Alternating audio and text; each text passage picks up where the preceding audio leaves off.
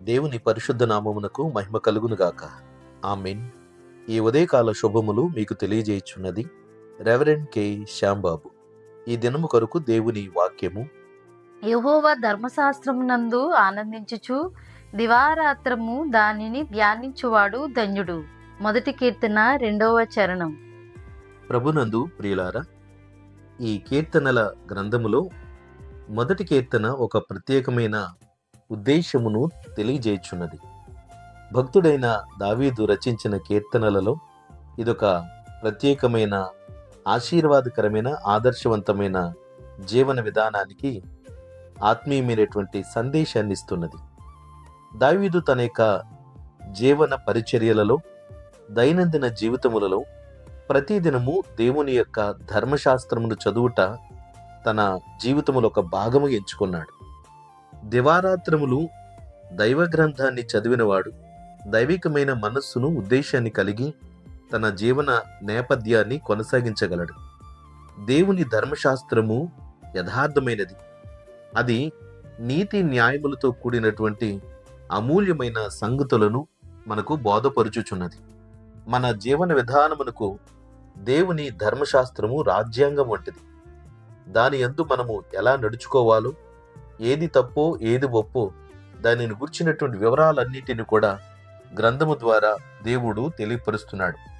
మోషే ద్వారా దేవుడు ఇశ్రాయేలీయులకు ఇచ్చిన ఈ ధర్మశాస్త్రము ఇశ్రాయేలు యోధా ప్రజలందరికీ వారి విశ్వాసమునకు, వారి మత సంబంధమైన విశ్వాసపు క్రియలకు దానిని ఆధారం చేసుకున్నారు.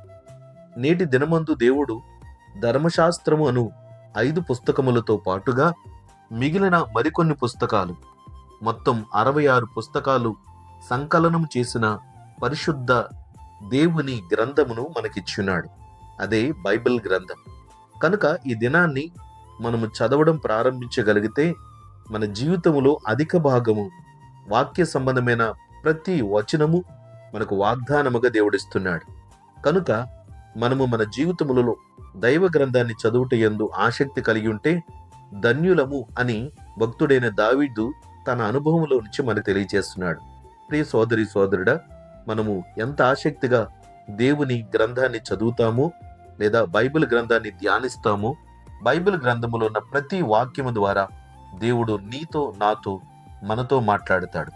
అప్పుడు దేవుని యొక్క వాక్యమును బట్టి మనము ఆదరణ, ఆశీర్వాదమును పొందగలం.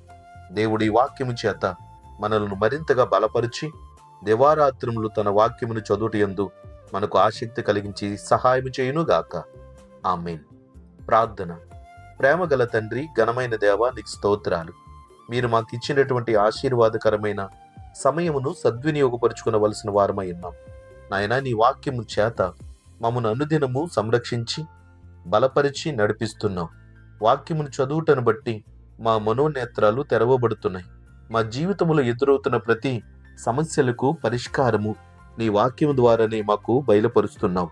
కనుక వాక్యమును చదువుట యందును, వినుట యందును, గైకొనుట యందును మాకందరికి ఆసక్తి కలిగించుచు దినదినము నీకు ఇష్టపూర్వకమైన విశ్వాసముగా జీవించుటకు సహాయం చేయమని యేసుక్రీస్తు నామమున ప్రార్థన చేయుచున్నాము తండ్రి. ఆమేన్. తండ్రి, కుమారుడు, పరిశుద్ధాత్మయను త్రియేక దేవుని దీవెన సదా మీకు తోడయుండును గాక. ఆమేన్.